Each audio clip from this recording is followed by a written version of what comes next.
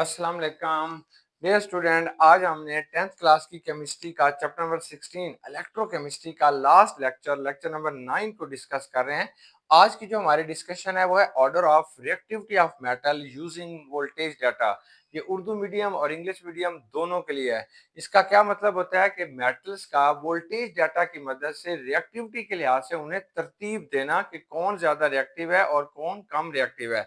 अब बेटा यहाँ पे रिएक्टिविटी को क्या लोगे आप, किसको कहोगे मोर रिएक्टिव? तो वो मेटल जो जल्दी इलेक्ट्रॉन लूज करेगा, that is a more reactive metal. और जो जल्दी इलेक्ट्रॉन लूज नहीं करता उसे हम कहते हैं लेस रिएक्टिव मेटल। कहाँ से पता चलेगा? ये वोल्टेज डाटा से पता चलेगा। वोल्टेज डाटा कहाँ से आएगा? गैल्वेनिक सेल में आएगा। गैल्वेनिक सेल क्या होगा? ये बेटा हमारे पास दो मेटल्स को अरेंज करके आप बनाएंगे, क्योंकि हमारे पास 118 एलिमेंट जो होते हैं वो पीरियोडिक टेबल के अंदर मौजूद है। उन तमाम एलिमेंट्स को टेस्ट किया गया, उन्हें चेक किया गया, फिर उनकी एक तरतीब दी गई। तो यहाँ पे हमने गैल्वेनिक सेल में क्या करेंगे? दो डिफरेंट मेटल्स को बेटा यूज करेंगे ताकि आप उनका गैल्वेनिक सेल बना सकें। देखिए आपके पास एक तरफ एक मेटल लेते हैं, मतलब यहाँ पे आपने कॉपर मेटल ले लिया। अब इसके दूसरी तरफ बेटा जो आपने मेटल लेना है वो फॉर एग्जांपल जिंक ले लिया। अब आप इन दोनों को जो है वो गैल्वेनोमीटर से जोड़ देंगे। अब यहाँ पे करंट नजर आएगा, तो आप देखेंगे इनकी वोल्टेज कितनी आ रही है। जो ज्यादा वोल्टेज देगा इसका मतलब है वो जल्दी इलेक्ट्रॉन लूज कर रहा है, वो मोर रिएक्टिव होगा। चलिए अब हम देखते हैं कि रिएक्टिविटी क्या होती है। तो आपने रिएक्टिविटी इनकी चेक करनी है फ्रॉम गैल्वेनिक सेल से। अब मोर रिएक्टिव मेटल क्या होगा? मोर रिएक्टिव मेटल वो होते हैं which has a greater tendency to lose electron.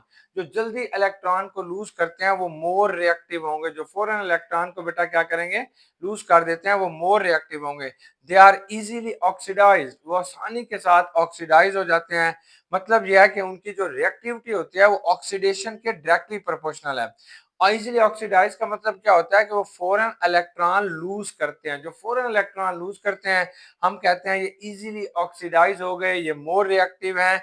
और रिएक्टिविटी का ये फार्मूला आपने याद रखना है कि reactivity is directly proportional to the oxidation. वो ऑक्सीडेशन के डायरेक्टली प्रोपोर्शनल होंगे, वो पॉजिटिव आयन मोर इजीली बना ले होंगे। और इसके अलावा गैल्वेनिक सेल के अंदर they act as a anode, वो इनोड के तौर पर बेटा काम कर रहे होंगे। लेस रिएक्टिव क्या होते हैं? Gain electron more strongly. ऐसे मेटल जो इलेक्ट्रॉन लेना पसंद करते हैं उन्हें आप कहते हैं कि वो लेस रिएक्टिव होते हैं। और less willing to become ions, तो वो आयंस में तब्दील होना पसंद नहीं करते। Like to become cathode in galvanic cell, तो गैल्वेनिक सेल के अंदर बेटा वो कैथोड बनना पसंद करते हैं। तो फॉर एग्जांपल हमारे पास यहाँ पे ये कॉपर है बेटा, और इसका आपने जिसके साथ इसको बनाया हुआ है गैल्वेनोमीटर, वो आपके पास यहाँ पे क्या चीज है? आयरन ले लें, आयरन। ये जो आयरन होगा ये मोर रिएक्टिव होगा। यहाँ पे इस सेल के अंदर आप देखेंगे आयरन मोर रिएक्टिव है। क्यों मोर रिएक्टिव है? क्योंकि बच्चों ये it can be loose electron more easily, ये आसानी के साथ इलेक्ट्रॉन लूज करेगा। इस अमल को हम कहते हैं ये आसानी के साथ क्या हो जाएगा?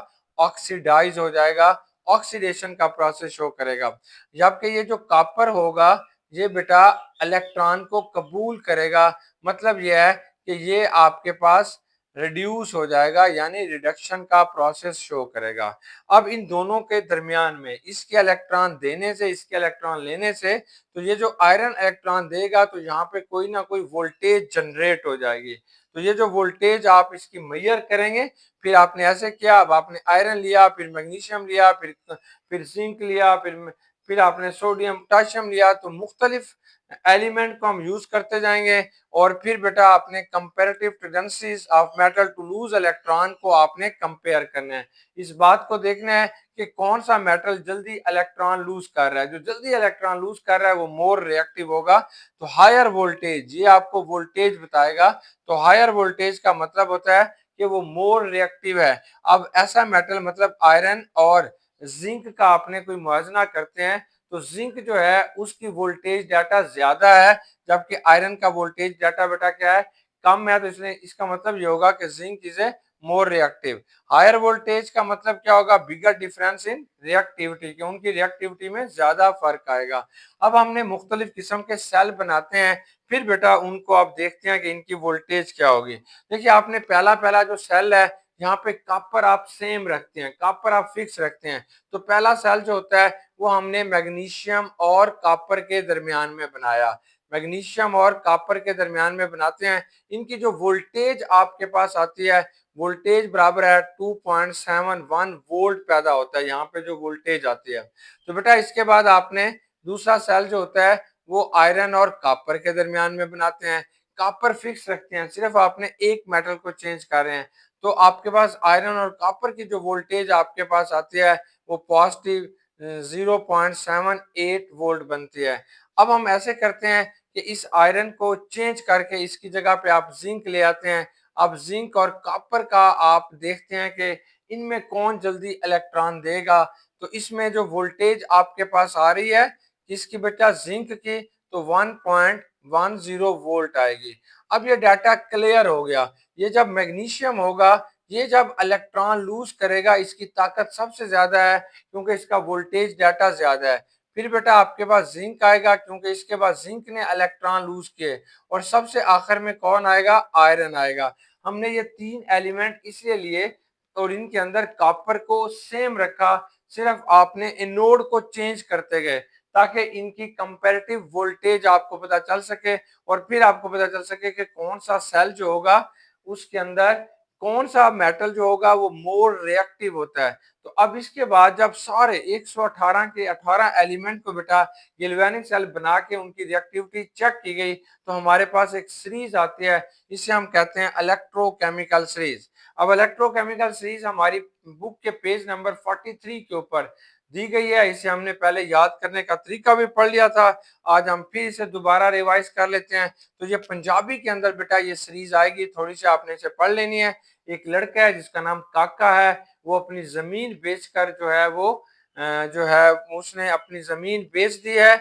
उसको हम कहते हैं उसने जमीन बेच के बेटा एक मज ले लिया है, एक भैंस ली है। तो इसको हम कुछ यूं याद करेंगे कि लई काके ने, ये आपने याद करना है, लई काके ने मज, लई काके ने मज आलू जमीन बेचकर, आलू है ये जमीन आएगा, आलू जमीन। इसके बाद बेटा आपने लिखना है फिर साडी, साडी नहीं भाभी, फिर साडी नहीं भाभी। इसके बाद बेटा हाइड्रोजन आ जाएगा, हाइड्रोजन।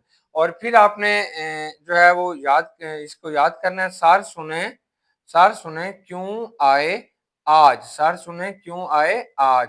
तो ये एलिमेंट आपने याद करने हैं, lithium, potassium, calcium, sodium, magnesium, aluminium, zinc, iron, cadmium, निकल, लेड, हाइड्रोजन, सल्फर।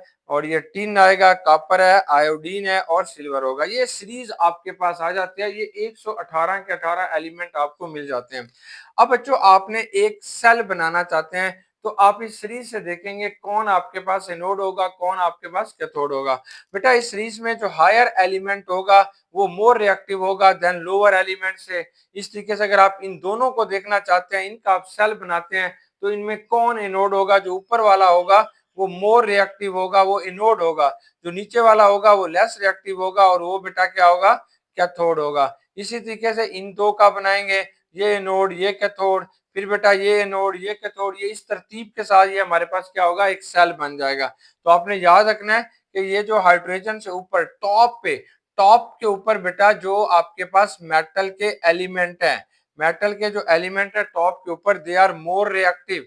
क्या मतलब कि वो जल्दी इलेक्ट्रॉन लूज करते हैं। और जो हाइड्रोजन से बेटा नीचे आते हैं वो लीस्ट रिएक्टिव होते हैं, वो इलेक्ट्रॉन जल्दी लीस्ट रिएक्टिव होंगे, वो इलेक्ट्रॉन बेटा जल्दी लूज नहीं कर सकते। उनके अंदर ये एबिलिटी होती है कि वो इलेक्ट्रॉन को एक्सेप्ट करें ना कि डोनेट करें। तो इस डाटा की इस इलेक्ट्रोकेमिकल सीरीज की मदद से बेटा आप आसानी के साथ जज कर सकते हैं कि अगर आप एक सेल बनाएंगे तो उसमें नोड क्या लेंगे, कैथोड क्या लेंगे, इनकी रिएक्टिविटी और बहुत सारी चीजें जो है वो इस इलेक्ट्रोकेमिकल सीरीज से आप कैलकुलेट कर सकते हैं।